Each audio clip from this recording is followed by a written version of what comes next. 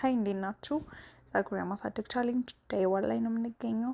የ30 ቀናት ፀጉራችንን ቤት ውስጥ ባሉ ነገሮች እንዴት ትሪት አድርገን ማሳደግ እንደምንችል የሚያሳይ ጥሩ ቪዲዮዎችን እንለቅላችኋለሁ። ፎሎ በማድረግ ይህንን ቪዲዮ ማየት ትችላላችሁ።